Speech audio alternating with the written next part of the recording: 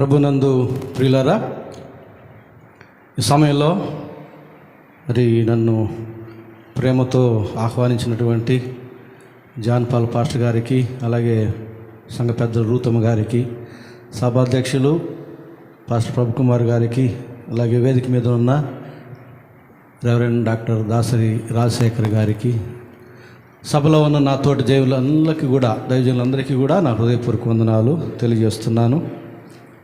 మరి ఈ సమయంలో మీ ముందుకు నేను తీసుకొచ్చే వాక్య భాగం అపోస్తలుడైన పౌలు కొరింథీయులకు రాసిన మొదటి పత్రిక, అపోస్తలుడైన పౌలు కొరింథీయులకు రాసిన మొదటి పత్రిక 16వ అధ్యాయం 13-14 వచనాలు. కొరింథీయులకు రాసిన మొదటి పత్రిక 16వ అధ్యాయం 13-14 వచనాలు నేను చదువుతున్నాను, దయచేసి గమనించండి. మెలకువగా ఉండుడి, విశ్వాసమందు నిలుకడగా ఉండుడి, పౌరుషము గలవారై ఉండుడి, బలవంతులై ఉండుడి, మీరు చేయు కార్యములన్నీ ప్రేమతో చేయుడి. 5 విషయాలు ఇక్కడ మనకు కనబడతా ఉన్నాయి. ఈ 5 విషయాలు నేనేమంటానంటే క్రైస్తవ పంచశీల సూత్రాలు అంటాను. రాజీవ్ గాంధీ టైంలో దేశాభివృద్ధి కొరకు పంచశీల సూత్రాలని రాజీవ్ గాంధీ గారు కొన్ని 5 సూత్రాలు చెప్పాడు దేశాభివృద్ధి కొరకు.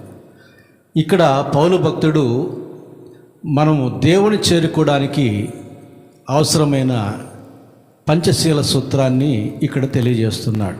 పంచశీల అంటే 5 సూత్రాలు కలిగినటువంటిది.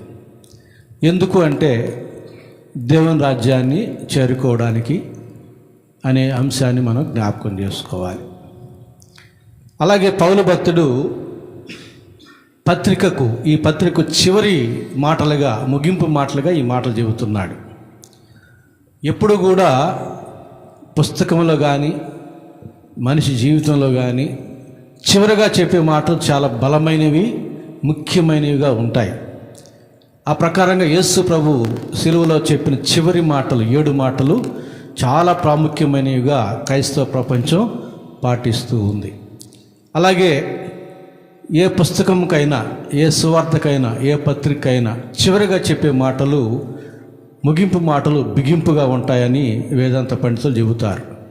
కనుక ఈ పత్రికలో పౌలు చెబుతున్న ఆ చివరి మాటలు, పత్రిక యొక్క ముగింపు మాటలు చాలా బిగింపుతో కూడుకున్న మాటలుగా ఉన్నాయి. కనుక వాటిని జాగ్రత్తగా మనం ఆలోచన చేయాలి. ప్రతి మాట వెనుక పరోక్షంగా చెప్పేటటువంటి స్పష్టమైన ఒక మాట కనబడుతూ ఉంటుంది. మెలకువగా ఉండడం అంటే కొంతమందికి అది అస్పష్టంగా ఉండవచ్చు. మెలకువగా అంటే మేలుకొని ఉండడమా, లేదంటే జాగ్రత్తగా ఉండడమా, ఇట్లా కొన్ని ఆలోచనలు ఉంటాయి. ప్రతి మాటల్లో దాగి ఉన్న ఒక ప్రస్ఫుటమైన మాటను కూడా మనం జ్ఞాపకం చేసుకుంటూ ఈ యొక్క వాక్య భాగాన్ని మనం ధ్యానం చేద్దాం. క్రైస్తవ పంచశీల సూత్రాలుగా చెప్పదగిన మాటలు ఇవి. అందులో మొదటి మాట మెలకువగా ఉండుడి. ఇందులో అంతర్లీనంగా ఉన్న మాట ఏమిటంటే దేవునికి లోబడి ఉండుడి అనేది ఈ మాటలో దాగి ఉన్నటువంటి స్పష్టమైన సత్యం. ఎందుకో చూద్దాం. మెలకువగా ఉండుడి అంటే మేలుకొని ఉండడం కాదు. కాస్త మెలకువగా ఉండండి అంటే మేలుకొని ఉండమని కాదు. జాగ్రత్తగా ఉండండి. జాగ్రత్తగా ఉండడం అంటే మనకు తెలియదు, రేపు ఏమి సంభవించినో మనకు తెలియదు, భవిష్యత్తు మనకు తెలియదు. కాబట్టి ఏమి తెలియని మనం ఎట్లా జాగ్రత్తగా ఉండాలి? ఈ వీధిలో దొంగలు ఉన్నారు, జాగ్రత్త అంటే ఆ విషయం తెలుసు కాబట్టి జాగ్రత్తగా ఉంటాం, మేలుకొని ఉంటాం, మెలకువ కలిగి ఉంటాం. ఎక్కడ తలుపులు బిగించాలనో, ఎక్కడ తాళాలు వేయాలనో ఇవన్నీ వేసుకొని కాస్త మెలకువగా ఉంటాం. మరి ఏమి తెలియనప్పుడు ఏం మెలకువగా ఉంటాము? కనుక అన్నీ తెలిసిన దేవునికి లోబడి ఉంటే మనం తద్వారా మెలకువ కలిగిన వారంగా ఉండిన వారం అవుతాం. ఎందుకు ఆ మాట చెబుతున్నాడంటే పేతురు రాసిన మొదటి పత్రిక 5వ అధ్యాయం 8వ వచనంలో, పేతురు రాసిన మొదటి పత్రిక 5వ అధ్యాయం 8వ వచనం, నిబ్బరమైన బుద్ధి గలవారై మెలకువగా ఉండుడి. ఏమంటున్నాడు? మెలకువగా ఉండు అనే మాటలో దానికి అనుగుణంగా పేతురు మాట తీసుకున్నాడు. నిబ్బరమైన బుద్ధి గలవారై మెలకువగా ఉండుడి. ఎందుకట? మీ విరోధి అయిన అపవాది గర్జించు సింహం వల్లే ఎవరు మృంగుదునా అని వెదకుచున్నాడు. అందుకు మన విరోధి అయిన అపవాది గర్జించు సింహంలాగా తిరుగుతూ ఉన్నాడు. ఎవరిని మృంగుదునా అని. మనల్ని మృంగివేయడానికి గర్జించు సింహంలాగా సాతానుడు మన వెంటనే తిరుగుతున్నాడు, మన వీధుల్లో తిరుగుతున్నాడు, మన నివాస ప్రాంతాల్లో తిరుగుతూ ఉన్నాడు. వాడేమో మెలకువ కలిగి ఉన్నాడు, మనం ఎప్పుడు ఏమారితే అప్పుడు మింగడానికి. ఇలాంటి పరిస్థితుల్లో మనం ఇంకెంత మెలకువ కలిగి ఉండాలి? సాతానుడి కంటే మించిన రీతిగా మెలకువ కలిగి ఉంటేనే వాడు వేసే ఉచ్చుల్లోంచి మనం తప్పించుకోగలుగుతాం. వాడు తెచ్చేటటువంటి శోధనలోంచి మనము తప్పించుకోగలుగుతాం. మెలకువగా లేకనే కదా మనీ స్కీమ్లో మనం వలలో పడ్డాం. మెలకువ కలిగి ఉంటే ఆ వలలో మనం పడేవారం కాదు కదా. అందుకు చెప్తాడు ఇక్కడ, మెలకువ కలిగి ఉండుడి అంటే కారణం ఏమిటంటే సాతానుడేమో మెలకువ కలిగి ఉన్నాడు, ఎవరు మింగుదునా అని ఉన్నాడు. ఎవరు మింగుతాడు వాడు? మొట్టమొదట మాకు ట్రైనింగ్లో చెప్తారు, థియలాజికల్ ట్రైనింగ్లో చెబుతారు, అయ్యా యదా కాపర్య తదా సంఘం. కాబట్టి సాతానుడు సంఘాల్లో ఉండే వాళ్ళందరూ చెడగొట్టడం వాడికి కొంచెం కష్టం. వాడికి సులభమైన పని ఏమిటంటే సంఘ కాపర్లకి చెడగొట్టడం చాలా సులభం. ఎందుకంటే యదా కాపరి తదా సంఘం. సంఘ కాపరిని చెడగొడితే సంఘం చెడిపోతుంది, అది వాడికి తెలుసు. కాబట్టి మీరు సంఘ కాపరులుగా తరఫీదు పొంది వెళుతున్నారు, కాస్త మెలకువగా ఉండండి అంటారు, మాకు చెప్పే జాగ్రత్త. కాబట్టి వాడేమో చాలా మెలకువ కలిగి ఉన్నాడు. వాడు వేసే ఉచ్చులు తప్పించుకోవాలంటే వాడిని మించిన రీతిలో మనం మెలకువ కలిగి ఉండాలి. అది మనకు చేత కాదు. అన్ని మెలకువలు ఎరిగినటువంటి, అన్ని స్థితిగతులు ఎరిగినటువంటి దేవునికి మనం లోబడి ఉంటే చాలు. ఏ రీతిగానో చెబుతాను. యాకోబు పత్రిక 4వ అధ్యాయం 7వ వచనం. యాకోబు పత్రిక 4వ అధ్యాయం 7వ వచనం చదువుతున్నాను. దేవునికి లోబడి ఉండుడి, అపవాదిని ఎదురించుడి, అప్పుడు వాడు మీ యొద్ద నుండి పారిపోవును. చాలు. వాడు ఎంత మెలకువగా ఉండి మనల్ని మింగడానికి ప్రయత్నం చేసినా మనం దేవునికి లోబడి ఉంటే చాలు. అప్పుడు మనం ఎదిరించాలి. ఎప్పుడు ఎదిరించాలి సాతానుని? మనం దేవునికి లోబడకుండా సాతాన్ని కానీ ఎదిరిస్తే ఎవరికి విజయం? వాడికే విజయం, మనకు రాదు విజయం. వాడే విజయం పొందుతాడు, మన మీద జయం. మనకు అపోస్తల కార్యగ్రంథంలో స్కెఫా అనే ప్రధాన యాజకుని యొక్క కుమారులు పౌలు ఉచ్చాటన చేయి యేసు తోడు అని చెప్పి సాతాను మీద వారు ఉచ్చాటన చేసినప్పుడు ఆ దెయ్యం పట్టిన వాడు వీరి మీద పడి బట్టలు చింపి తరిమిల్లా అదే జరుగుతుంది. చెబుతున్నాను, మనం దేవునికి లోబడి ఉంటే అప్పుడు మనం అపవాదుని ఎదిరిస్తే వాడు మన ఎదురు నుండి పారిపోతాడు. అంతే, ఇంకా తిరిగి కూడా చూడడం. వాడికి అర్థమైపోతుంది, ఇతని దగ్గర దేవుని శక్తి ఉంది, ఇతనికి దేవుడు తోడుగా ఉన్నాడు, ఇతని మాటలో శక్తి ఉంది, మనం పోకపోతే మనకి ఇబ్బంది అని చెప్పి పరుగు లంకించుకుంటాడు. అంతే. అందుకు చెప్తున్నాడు దేవుడు, మెలకువగా ఉండుడి. ప్రతి విషయంలో కూడా మనం మెలకువ కలిగి ఉండాలంటే దేవునికి లోబడి ఉంటే చాలు. దేవుడు అన్నీ చూసుకుంటాడు. మనం దేవుని వాక్యానికి పూర్తిగా లోబడి ఉంటే ఇక తిరిగే లేదు, మనకు జయ జీవితమే. అందుకు చెప్తున్నాడు పౌలు భక్తుడు, క్రైస్తవులకు పంచశీల సూత్రాల్లో మొదటిగా ఏ మాట? మెలకువగా ఉండుడి. దాంట్లో అంతర్లీనంగా ఉన్నటువంటి స్పష్టమైన మాట ఏమిటి?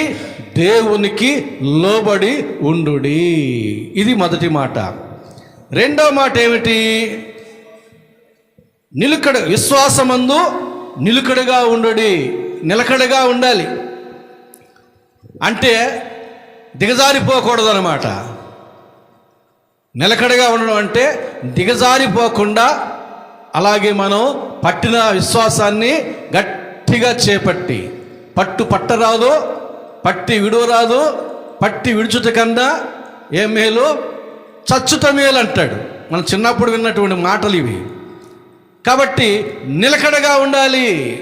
ఎవరైనా ఏదైనా చెబితే ఇది నిజమా అన్న సందేహంలో మనం పడిపోకూడదు. యేసు ప్రభు దేవుని కుమారుడే కానీ దేవుడు కాదు అంటాడు ఒకడు వచ్చి. మనం ఏం చేయాలి? ఇది నిజమా అని సందేహంలో పడిపోకూడదు. మన విశ్వాసంలో మనం నిలకడగా ఉండాలి. ఇంకోరు వస్తారు, శనివారం మనం ఆరాధన చేయాలి, ఆదివారం చేయకూడదు అంటారు. ఇది నిజమా అని సందేహంలో మనం పడిపోకూడదు. మనం పట్టుకునే విశ్వాసం గట్టిగా నిలబడాలి. అలాంటి సత్యాన్ని మనం చేపట్టాలి. విశ్వాసమందు మనము నిలకడగా ఉండాలి. అచంచలమైన విశ్వాసం కలిగి ఉండాలి, కానీ చంచలమైనటువంటి విశ్వాసం కలిగి ఉండరాదు. స్థిరమైన విశ్వాసం లేకపోతే, మన జీవితంలో ఆత్మీయ జీవితంలో నిలకడ తనం లేకపోతే మనదంతా తెగిపోయిన గాలిపటం లాంటి ప్రయాణమే. ఎక్కడ చేరుతుందో ఏమైపోతుందో తెలియదు. తెగిపోయిన గాలిపటం కరెంట్ తీగల మీదనో, టెలిఫోన్ తీగల మీదనో, మర్రి చెట్టు మీదనో ఎక్కడికో పోయి అది వాలిపోయి చినిగిపోతుంది. దానికి ఒక ఆధారం ఉంటే, దారం అనే ఆధారము, ఒక గమ్యం ఉంటే అది హాయిగా అది గాలిలో విహరిస్తుంది. కాబట్టి నిలకడగా ఉండడం నేర్చుకోవాలి. అలాంటి సత్యాన్ని మనం గ్రహించి చేపట్టాలి. దిగజారిపోకూడదు ఎప్పటికి కూడా. కాలం గడుస్తూ ఉంది, దేవుడు మనకు అనుభవాలు ఇస్తూ ఉన్నాడు, దేవుని యొక్క వాక్యాన్ని పుష్కలంగా మనకు అందుబాటులో ఉంచాడు. వీటన్నిటిని బట్టి మనం ఇంకా ఆత్మీయంగా ఎదగాలే కానీ ఆత్మీయంగా దిగజారకూడదు. ఆత్మీయ యాత్రికుడు ఎప్పుడూ కూడా సాగిపోతూనే ఉంటాడు. ఎప్పుడో అక్కడక్కడ మజిలీ చేస్తూ అక్కడ ఆగుతాడు, అంతే. అలసట తీసుకుంటాడు. గమ్యాన్ని చేరుకునేంత వరకు యాత్రను మాత్రం ఆపడు. అతడు యాత్రికుడు. మనమేం పాట పాడతాం, ఆత్మీయ యాత్రికులం, జీవన యాత్రికులను పాటలు అయితే పాడుకుంటాం. అయితే యాత్ర చేసే వారం అయితే, పరలోకమే మన గమ్యం అయితే ఆగకూడదు, సాగాలి. దిగజారకూడదు, ఎదగాలి. నువ్వు ఎదగకపోయినా పర్వాలే, దిగజారవద్దు అంటున్నాడు పౌలు. నిలకడగా ఉండు అంటున్నాడు. నీవు భార్యకి బద్దులువై ఉన్నావా, అప్పుడు నమ్ముకున్నావా, అలాగే ఉండు అంటున్నాడు. లేదా విడుదల పొంది ఉన్నావా స్థితిలో దేవుడు నమ్ముకున్నావా, అలాగే ఉండు అంటున్నాడు. నిలకడగా ఉండు, నిశ్చలంగా ఉండు. మనలో మన దేవుడు ఎలాంటి వాడు తెలుసా? గమనముల వలన కలుగు ఏ ఛాయను లేనటువంటి వాడు, అచంచల మనస్కుడు ఆయన. నిన్న నేడు రేపు ఏకరీతిగా ఉన్నవాడు దేవుడు. కాబట్టి అలాంటి దేవుణ్ణి కలిగి ఉన్న మనం నిలకడగా ఉండాలి. యేసయ్యని నమ్ముకున్నాం అంతే. ఆయనే నా పాపములకు ప్రాయశ్చిత్తమై ఉన్నాడు, ఆయనే నా రక్షకుడు, ఆయనే నా దేవుడు నమ్ముకున్నాం, ఇంకంతే. కొన ఊపిరి వరకు కూడా ఆ విశ్వాసాన్ని, ఆ నమ్మకాన్ని విడిచిపెట్టకూడదు. ప్రకటన గ్రంథం 2వ అధ్యాయం 4వ వచనం చూస్తే ఎఫెసు సంఘంతో చెబుతాడు. ఏమని చెబుతాడు? నీ భక్తి, నీ సహనము నేను ఎరుగుదును, అయినను నేను నీ మీద తప్పు ఒకటి మోపవలసి ఉన్నది. ఏమిటట? తొలి ప్రేమను విడనాడితివని నేను నీ మీద తప్పు ఒకటి మోపవలసి ఉన్నది అంటున్నాడు. తొలి ప్రేమను విడనాడి, చూసారా, దిగజారిపోయాడు. ఎఫెసీ సంఘస్థులు దేవుణ్ణి ప్రేమించుటలో దిగజారిపోయారు. ఒకే ఒక తప్పు. ప్రేమస్వరూపిన దేవుడు ఏమైనా పోని మినహాయించుకున్నాడా? ఒకటే కదా అని చెప్పి ఉపేక్షిస్తున్నాడా? ఏమీ లేదు. ఏమంటున్నాడు? ఆ ఒక్క తప్పును సరి చేసుకుంటే సరి, లేని ఎడల నేను మీ యొద్దకు వచ్చి నీ దీపస్తంభమును తీసివేస్తానంటున్నాడు.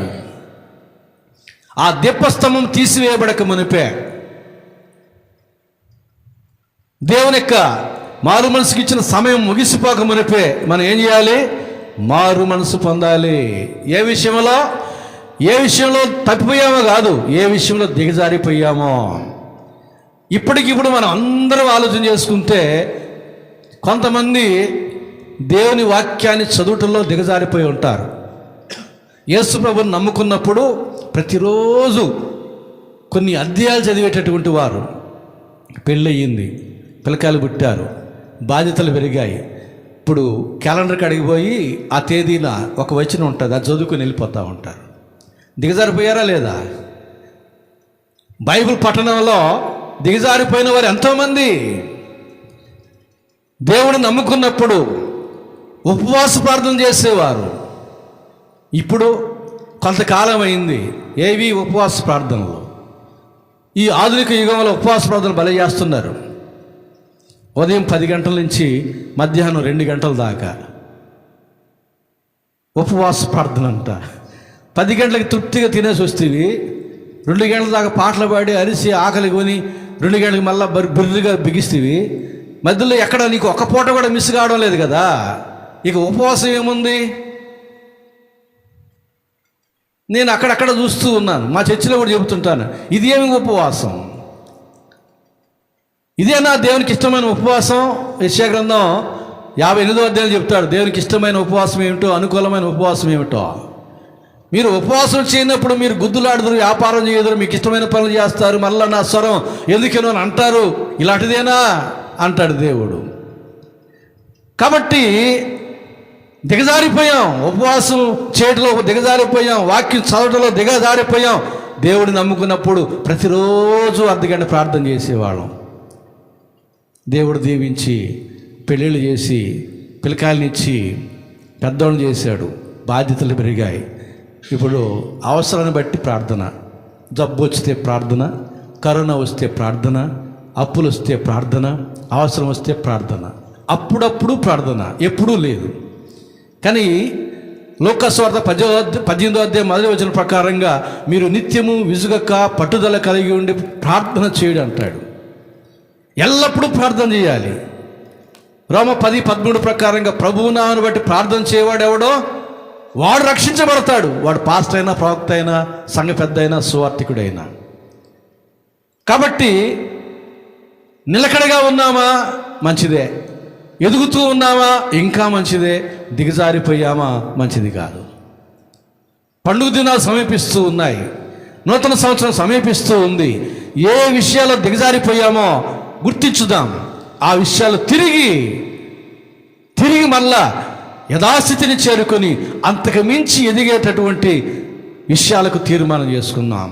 అది వాక్యం చదువుటంలోనైనా, ఉపవాసం ఉండటంలోనైనా, ప్రార్థనా జీవితంలోనైనా, స్వార్థ సేవలో కొనసాగుటంలోనైనా, సంఘ పరిచర్యలోనైనా, ఏ విషయంలోనైనా సరే, ఏ విషయంలో దిగజారిపోయినట్టు పరిశుద్ధాత్మ దేవుడు జ్ఞాపకం చేస్తున్నాడో ఆ విషయాల్లో తిరిగి మనం చేరుకోవాలి. లేని ఎడల ఒక సమయం వస్తుంది, దేవునికి ఏ దీపస్తంభాలు ఇచ్చున్నాడో ఆ దీపస్తంభం ఆయన తీసివేస్తాడు. ఎందుకు దిగజారిపోయేవానికి ఈ దీపం ఎందుకు అని చెప్పి తీసివేస్తాడు. ఆ దీపం ఒకవేళ క్షమాపణ కావచ్చు, రక్షణ కావచ్చు, ఆ దీపం ఆయుష్ కావచ్చు, ఆ దీపం సేవ చేసే భాగ్యం కావచ్చు, ఆ దీపం ప్రాణం కావచ్చు, ఆ దీపం పరిశుద్ధాత్ముడు కావచ్చు. 51వ కీర్తన 11-12 దావీదు అంటాడు, అయ్యా నీ పరిశుద్ధాత్మను నా యొద్ద తీసివేయకము, నీ రక్షణను నాకు మరలా తిరిగి పుట్టించము. అంటే రక్షణ కోల్పోయినాడు, పాపం చేసి దీపస్తంభముగా పరిశుద్ధాత్మ దేవుడు ఉన్నాడు. ఎంతసేపు ఉంటాడు? పరిశుద్ధాత్మ దేవుని పని ఏమిటి? ఆయన పాపం గురించి, నీతిని గురించి, తీర్పుల గురించి ఒప్పింపు చేసే పని. ఆయన దావీదుని పరిశుద్ధాత్మ దేవుడు ప్రాయశ్చిత్తం జరుపుకోవాయా అని ప్రేరేపిస్తూ ఉన్నాడు. లోపడ్డాడు, 51వ కీర్తన అంతా ప్రలాపించాడు, మళ్ళా రక్షించబడ్డాడు, బుద్ధి వచ్చింది. అంటాడు, అయ్యా లోకము తట్టు, లోభము తట్టు కాకుండా నా కనులో నీ తట్టు, నీ శాసనం తట్టు త్రిప్పుకోవడానికి నాకు బుద్ధి దయచేయి అని ప్రార్థయపడుతూ ఉన్నాడు. కాబట్టి ప్రభునందు ప్రియులారా, మనము నిలుకడగా ఉండడానికి తీర్మానం చేయాలి, నిలుకడగా ఉండడానికి మనము ప్రయత్నం చేయాలి. యథార్థంగా మనల్ని మనమే పరీక్ష చేసుకోవాలి. ఏ విషయాల్లో దిగజారిపోయామో ఆ విషయాలు తిరిగి మనం పుంజుకోవడానికి నూతన సంవత్సరం వస్తే తీర్మానాలు చేస్తాం కదా, మన సంఘస్థులు తీర్మానాలు చేస్తారు. 1వ తేదీన పాపం విడిచిపెట్టడానికి తీర్మానం, 3వ తేదీన మరలా ప్రారంభం. ఇదే ప్రతి సంవత్సరం కూడా. అలాంటి తీర్మానాలు కాదు. 119వ కీర్తన 112వ వచనంలో ఒక చక్కటి మాట ఉంది. 119వ కీర్తన 112వ వచనం, నీ కట్టడలను గైకొనున్నట్లు నా హృదయంలో నేను లోబరుచుకుని ఉన్నాను, ఇది తుది వరకు నిలుచు నిత్య నిర్ణయము. ఎలాంటి తీర్మానం చేశాడో చూడండి. నీ కట్టడలను నేను గైకొన్నట్లు నా హృదయము నేను లోబరుచుకుని ఉన్నాను. ఇది తుది వరకు నిలుచు నిత్య నిర్ణయము. నా బ్రతుకు పర్యంతానికి నేను చేసిన తీర్మానం ఇది. అలాంటి స్థిరమైన తీర్మానం చేయాలి, అలాంటి బలమైన తీర్మానం చేయాలి. ఆ రీతిగా జీవితాంతానికి సంబంధించిన తీర్మానం చేయాలి. అంతే. జనవరి 1వ తేదీకి సంబంధించిన తీర్మానం కాదు, జనవరి నెలంతటికి సంబంధించిన తీర్మానం కాదు, పండక్కి సంబంధించిన తీర్మానం కాదు, బ్రతుకు పర్యంతానికి సంబంధించిన తీర్మానం చేయాలి. తుది వరకు నిలుచు నిత్య నిర్ణయము. నిలుకుడుగా ఉండు అంటే దిగజారవద్దు అని అర్థం. మెలకువగా ఉండు అంటే దేవునికి లోబడి ఉండు. నిలుకుడుగా ఉండు అంటే దిగజారవద్దు అనే అర్థాన్ని మనం జ్ఞాపకం చేసుకుందాం. ఇకపోతే 3వ మాట ఏమిటి? పౌరుషము గలవారై ఉండు. ఇందులో మనకేం తక్కువ లేదు. పౌరుషం కలిగి ఉండండి అని పౌలే చెబుతున్నాడు. ఎందుకంటే నిర్గమకాండం 20వ అధ్యాయంలో 10 ఆజ్ఞల్లో ఒక ఆజ్ఞలో చెబుతాడు, మీ దేవుడిని యెహోవా పౌరుషము గల దేవుడు. మన దేవుడు ఎవరు? పౌరుషం లేనివాడు కాదు, పౌరుషం కలిగిన వాడు. అట్టి దేవుని బిడ్డలముగా మనం కూడా పౌరుషం కలిగిన వారమై ఉండాలి. మన తండ్రి అయిన దేవుడు పౌరుషం కలిగిన వాడైతే మనం కూడా పౌరుషం కలిగిన వారమై ఉండాలి. అంటే దేనికి చెప్పాడు మనం పౌరుషం కలిగి ఉండమని? తగాదాలు పెట్టుకోవడానికి కాదు, కొట్లాడుకోవడానికి కాదు, వీటికి కాదు. పౌరుషం కలిగి ఉండడానికి, శరీరాన్ని జయించడానికి, శరీరాశలను వాటి ఇచ్చలతో కూడా శరీరాన్ని మనం చంపడానికి పౌరుషం కలిగి ఉండాలి. ఎందుకంటే నీ శరీరమే నిన్ను శోధిస్తుంది, నీ శరీరక్రియలే నిన్ను పాపంలోకి నడిపిస్తాయి. కాబట్టి నీ శరీరాన్ని జయించడానికి నీవు పౌరుషము కలిగి ఉండాలి. రోమపత్రిక 7వ అధ్యాయం 19వ వచనం 23వ వచనం చదువుతున్నాను చూడండి. రోమపత్రిక 7వ అధ్యాయం 19వ వచనం, నేను చేయగోరు మేలు చేయక చేయగోరని కీడు చేయుచున్నాను. పౌరుషం రావాలి కదా.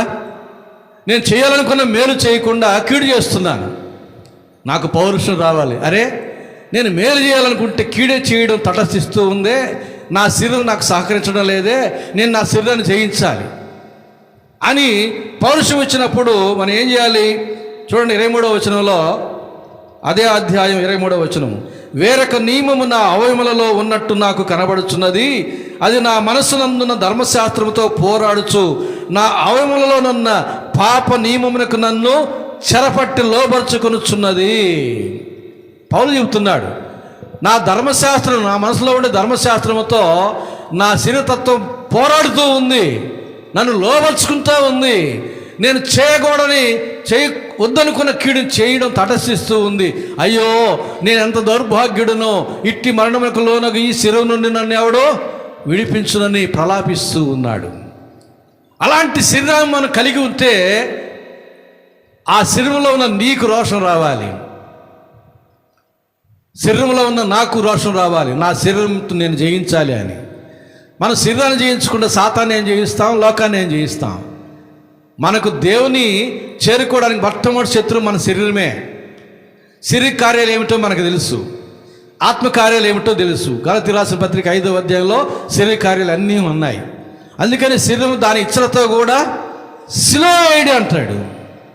శరీరంతో పోరాడడానికి మనం పౌరుషం కలిగిన వారమై ఉండాలి. రాజీ పడిపోకూడదు శరీరంతో. నా శరీరం బలహీనమైంది, నా శరీరం అప్పుడప్పుడు పడుతూ లేస్తూ ఉంటుంది. ఏం పాట పాడాడు సహోదరుడు?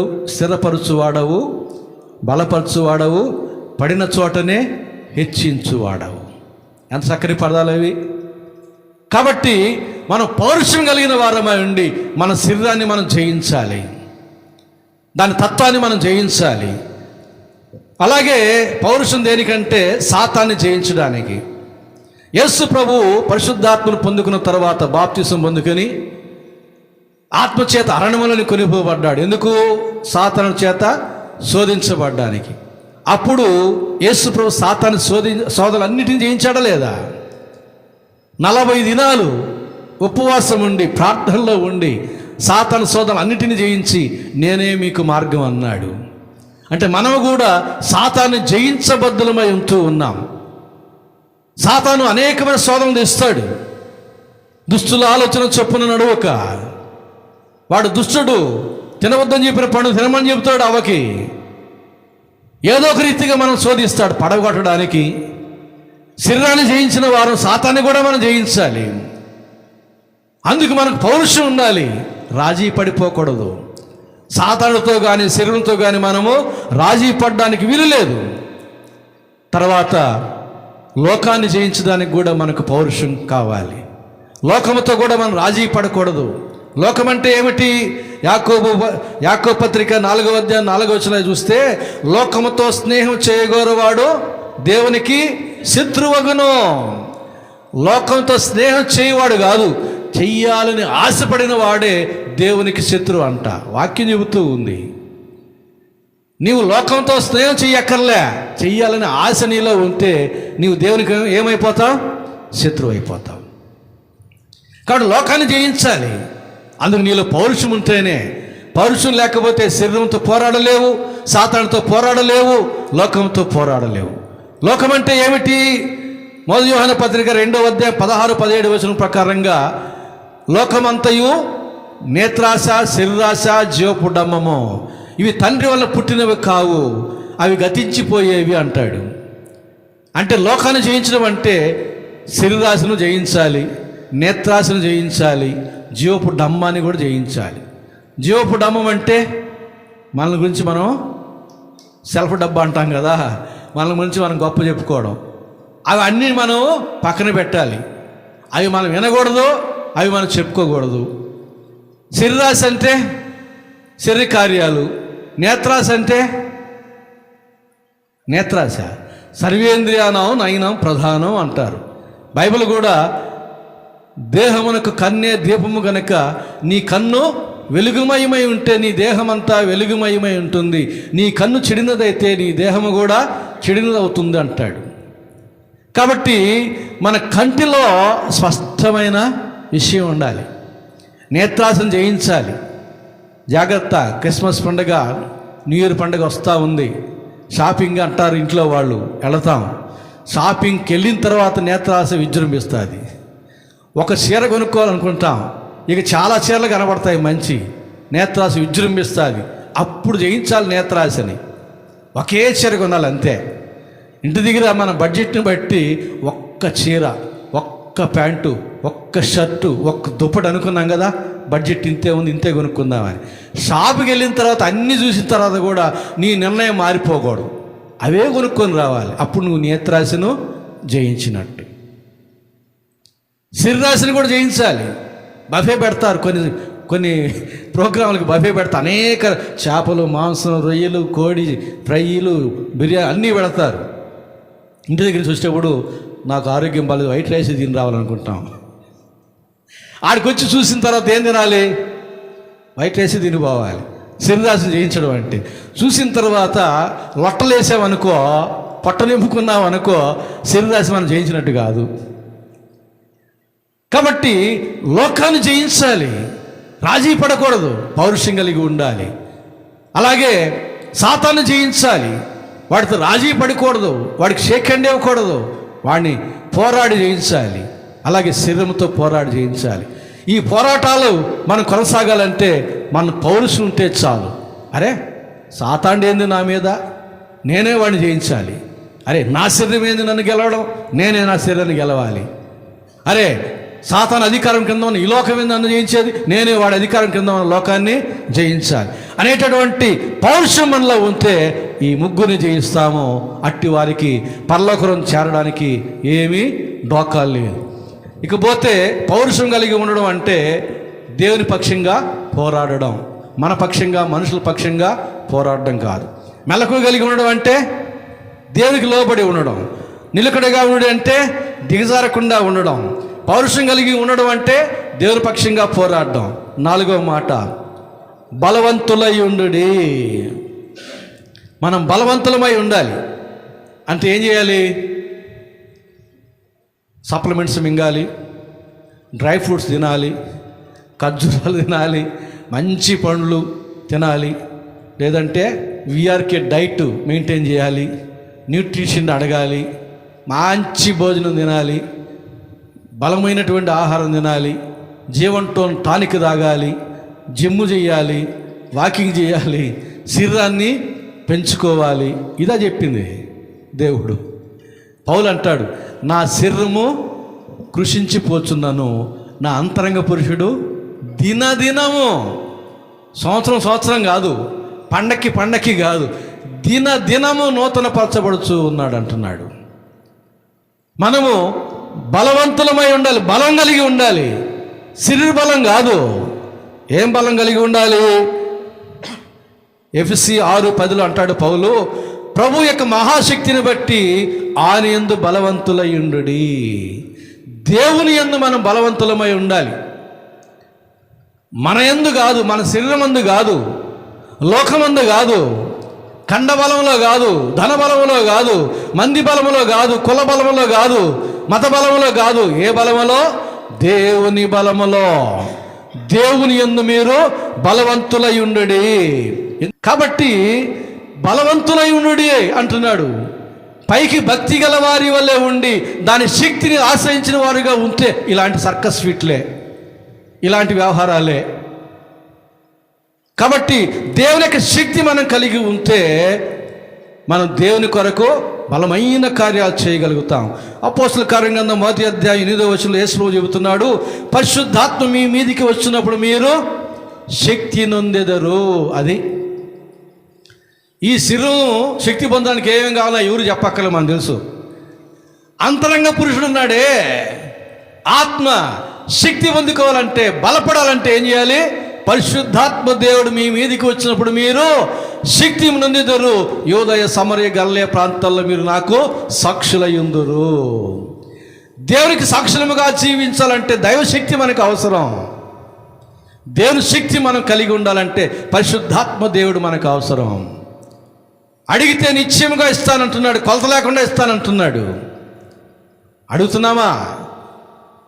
మనకు వరములు అక్కర్లే, వరములు పరములకు తీసుకొని వెళ్ళాం. మత్తయి 7:22 చదువుకోండి కాల్చుంటే. అద్భుతాలు చేసాం, దయ్యాలు వెళ్ళగొట్టాం, ప్రవచనాలు చెప్పామన్నారు. అక్రమం చేయవాళ్ళారా మీరు ఎవరు నాకు తెలియదు పోండి అన్నాడు. వరాలు ఉన్నాయి కానీ ఫలములు లేవు. మనం పరలోకం చేరుకోవాలంటే గలతీ 5:22 ఫలం మనం కలిగి ఉంటే చాలు. పరిశుద్ధాత్మ దేవుడిని కలిగి ఉన్నట్టే, పరలోకానికి మనం చేరుకునేటట్టే. కాబట్టి మనకు పరిశుద్ధాత్మ దేవుడు కావాలి.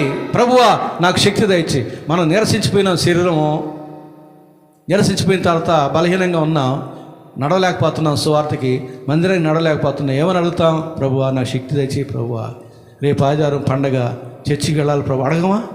మరి అంతరంగంలో శక్తికి, ఆత్మీయ శక్తికి, దైవశక్తికి మనం ప్రార్థన చేయాలి కదా. అడుగుడి అన్నాడు, మీరు అడగండి ఇస్తానంటున్నాడు. అందుకు చెప్తున్నాడు ఇక్కడ, పైకి భక్తి గల వారి వలె ఉండకుండా దేవుని శక్తిని ఆశ్రయించువారై ఉండాలి. అంటే మనం ఎలాంటి వారు ఉండాలి? దేవునికి లోబడి ఉండాలి. రెండోది, దిగజారకుండా ఉండాలి, దేవుని పక్షంగా పోరాడాలి, దేవుని శక్తిని కలిగి ఉండాలి. చివరిగా ఒక మాట, నాకు ఇచ్చిన సమయం అయిపోయింది, 5 నిమిషాలు ముగిచ్చేస్తాను.